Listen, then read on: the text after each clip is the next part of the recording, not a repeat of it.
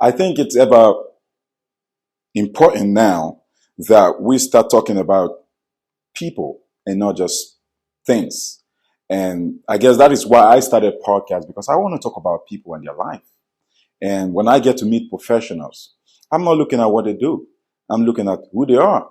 And if we have a good conversation, I get to invite them to my podcast. Recently, I got to meet a very good friend. His name is Michael George, an entrepreneur, humble, and I think he has a very great personality when it comes to communication. He's social, and I find him intelligent. Mr. Michael, you're welcome on my podcast. Alex, it's a pleasure to be here. If you buy a Lamborghini next year and you're going to multiply your clientele by 50, are you going to buy the Lamborghini? It's going to multiply your business, right? The next thing. True, but no, I won't. Why would I? You'll feel like shit afterwards. Why?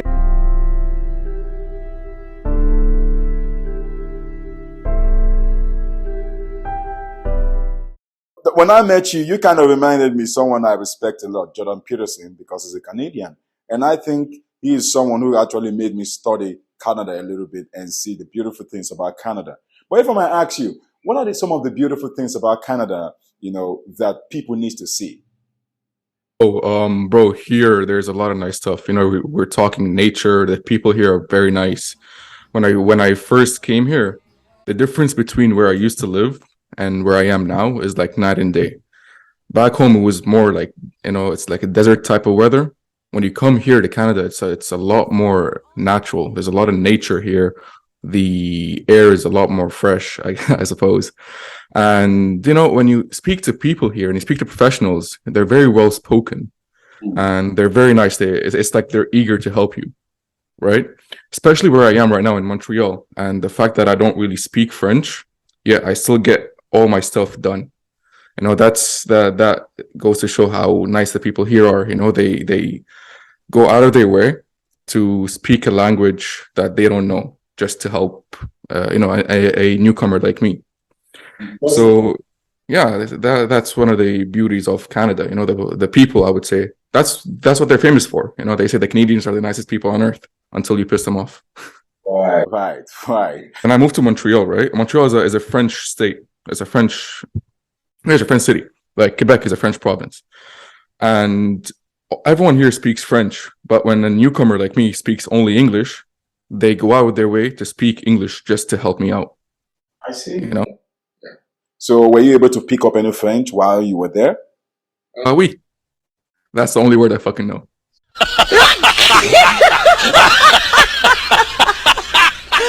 I'm glad you were able to live among people who speak French, and you're able to blend with them a little bit. It's a nice thing. It's nice to see them. It's nice to see people who are willing to help you out and for them to go out of their way to help. It's interesting, So in one word, what will you call them? What I call Canadians? Friendly, I would say. Yeah. They make you feel at home. Interesting. Wow. Okay, so what do you do for a living? So what I do is I am a business owner. I own 3 businesses in 3 different industries. So I'm the founder and owner of the MG brand. We have MG Marketing. So I help service-based businesses with their marketing and sales, and in addition to like pricing and offer creation. Then I have a fitness business called MG Fitness. I work with professional athletes with their conditioning.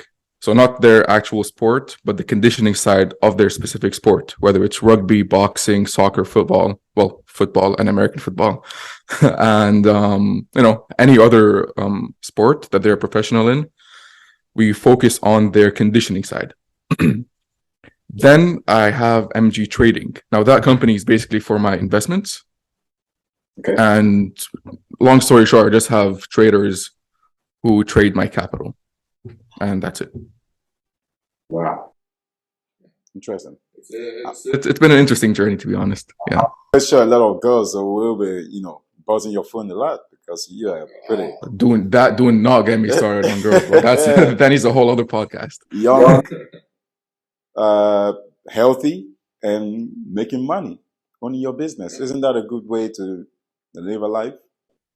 Yeah, honestly, I never thought I'd get to where I am now. To be honest, it's not the reason why I started. Money wasn't the main focus of the reason why I started the MG brand. It was actually to help other people, believe it or not. But a little bit of extra money helps. So Exactly. Extra money helps. Tell me, I am still getting to know you, but I know that life is a process for some and it's a journey for others.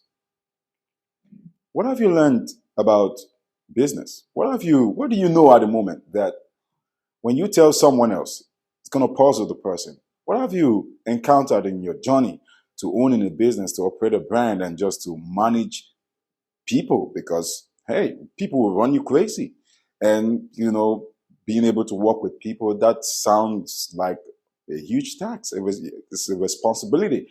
What have you acquired over the years? What have you learned that has helped you to be able to build brands like this?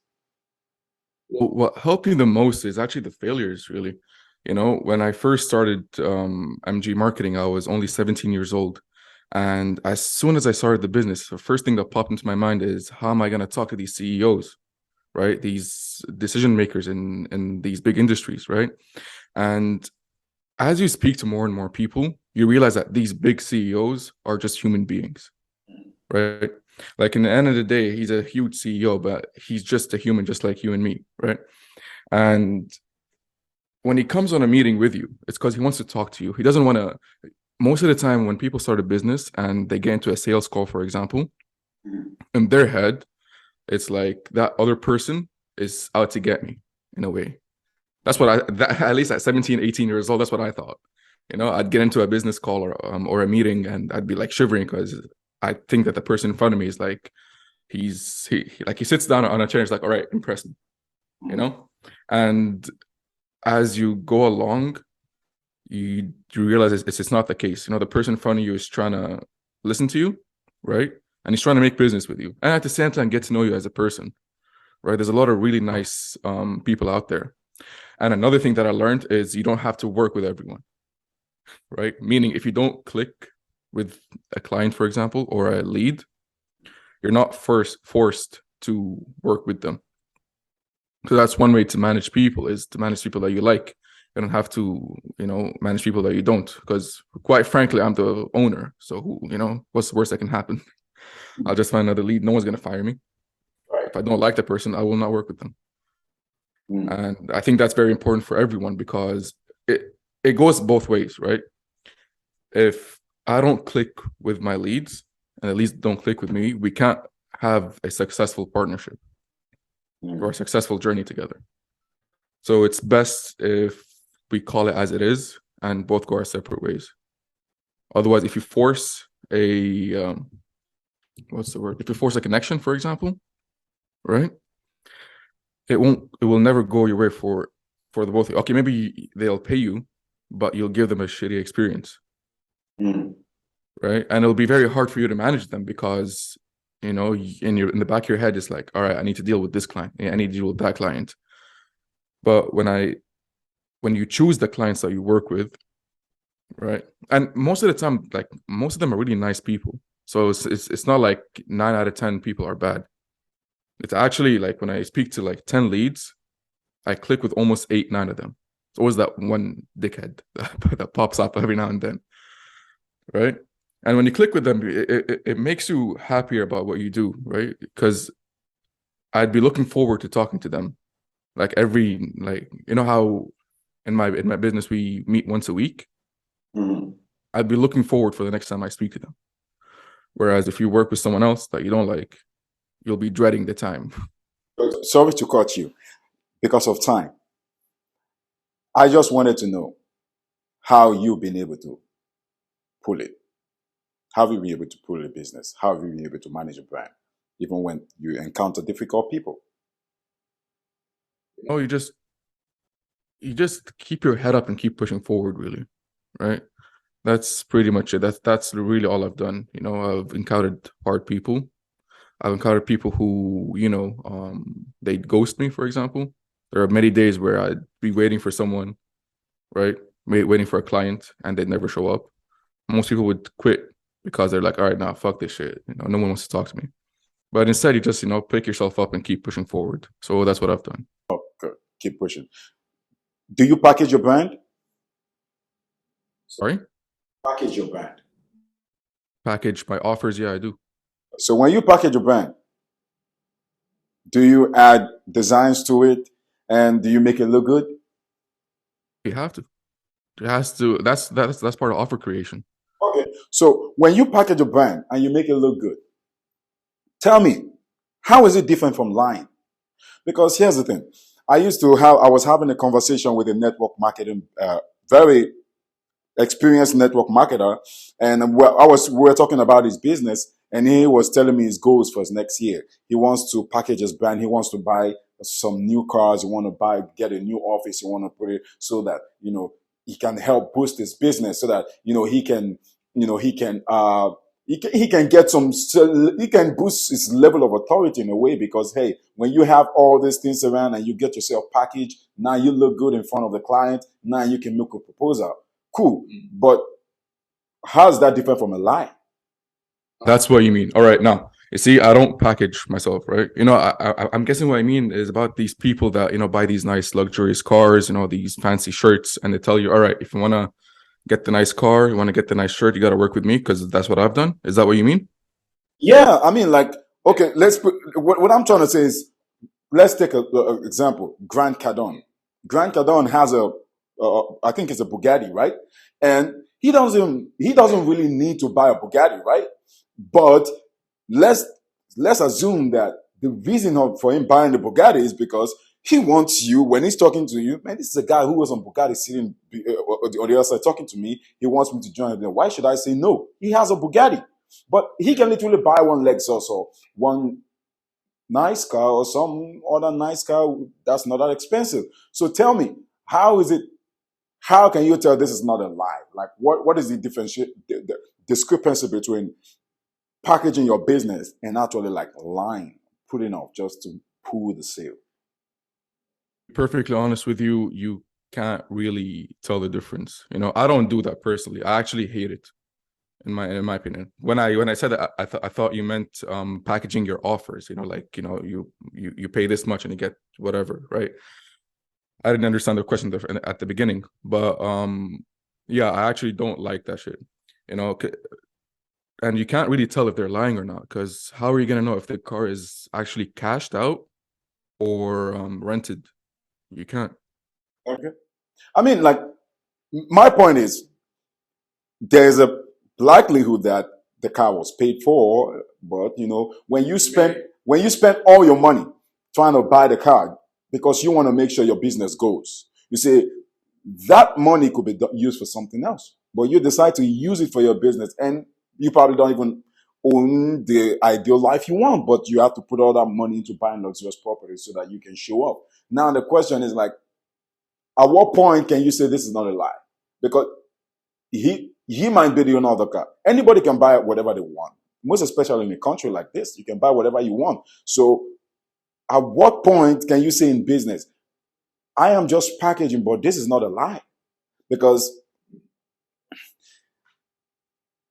when you package an offer for your client, you're sending a proposal that my business is established enough that you should work with me. And if that is the case, then why do you have to package it? It should always be in that way. Like, I'm standing right here now, I'm putting on a suit. I'm not wearing a suit every day. And I have all this light set up. I don't have light set up every day. So if I have light set up on the background and I'm just, is this a lie? It's not a lie, because it depends how you package what you say, right?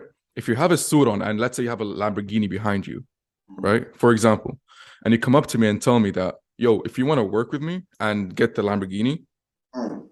sorry, if you want to get the Lamborghini, you got to work with me, right? There's a difference between that and not having Lamborghini at all and selling your services. You're selling it as a service, not as, yo, work with me because I have this. You're you're selling your service. Not actually, you're not selling your service. The Lamborghini is selling your service, Okay. right? That is a lie because that means you don't believe in your own service. You needed a car. You needed to buy a car to sell it for you. You needed to buy this luxurious fake life. Some actually, by the way, most of it is fake. Just by the way, it's because these people have done their market research and they know what these young kids want. They know what the young kids want to see. Everyone wants to be a millionaire by the age of 21, 22. So that's what they're doing. They'll go rent a Lamborghini, or actually, if they have a friend who owns a Lamborghini, they'll ask me, "Oh, can I borrow it?" And they'll let the Lamborghini sell the course or sell whatever they're trying to sell you, right? Now that's different from you standing there wearing a nice suit and selling your offer as it is. Okay.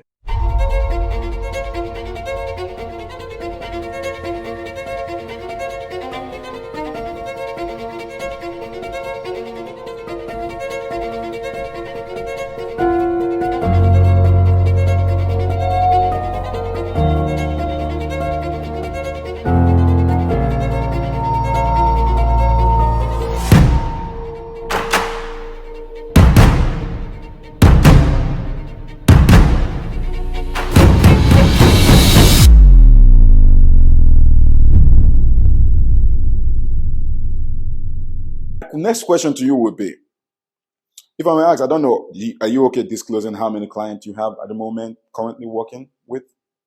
I don't mind. Okay, so how many clients do you have at the moment?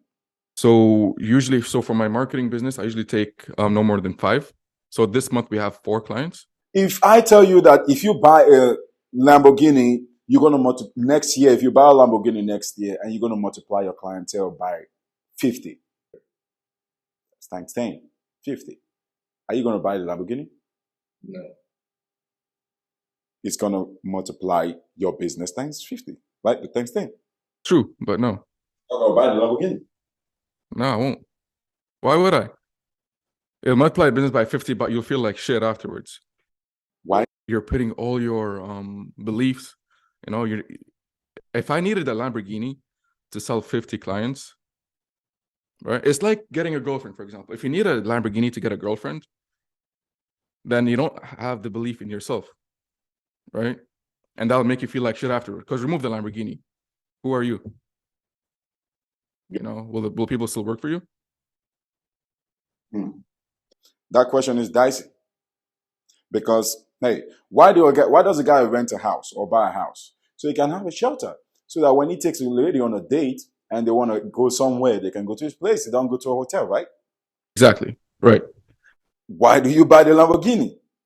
Do you need a Lamborghini to pick up a girl? You can buy any other car. But if she's gonna come to your house just because you have the Lamborghini, it's two completely different things. What about if we conceptualize it this way? She is coming to you because she has found a man who can afford to pay for a Lamborghini. What if we think about it that way?